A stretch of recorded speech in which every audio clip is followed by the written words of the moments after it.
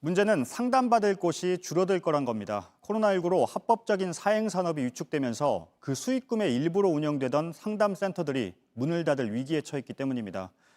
코로나19 영향으로 아이들의 도박 중독이 늘고 또 한쪽에선 코로나19로 상담받을 곳이 줄고 이렇게 코로나19 탓만 하다간 답이 안 나올 것 같습니다.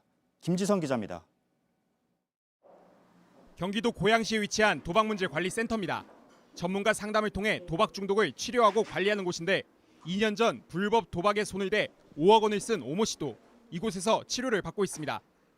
일단 제가 안에 있는 걸 쏟아낼 수 있고 얘기를 다 들어주시고 가는 거 자체가 저한테 요 단도박에 대해서 좀 이렇게 다짐을 하게 해주는 거.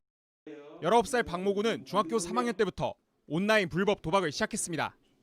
알바를 많이 나오면 그냥 그만큼 다 때려 부었거든요. 한 달에 막 150, 200 정도. 집에 있을 때 혼자 할 거 없을 때 그때가 유혹이 제일 커요.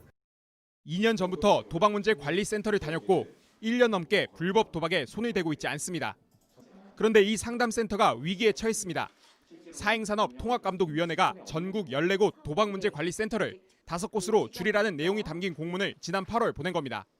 예산 문제 때문입니다. 센터의 운영비는 강원랜드와 마사회 등에서 받고 있습니다.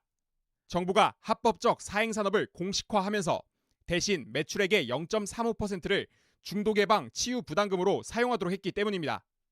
그런데 코로나19로 강원랜드와 경마장이 문을 닫으면서 지난해 200억가량 걷었던 중독 예방 치유 부담금도 절반으로 줄어들 예정입니다. 중독은 당뇨병하고 고혈압처럼 지속적인 관리가 필요하다는 거죠. 주말 상담 같은 경우에는 한 달 정도의 대기 일수가 필요한데요.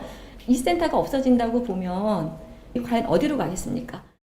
지난 5년간 중독자 수가 늘어 센터가 필요하지만 반대로 줄여야 하는 상황이 된 겁니다.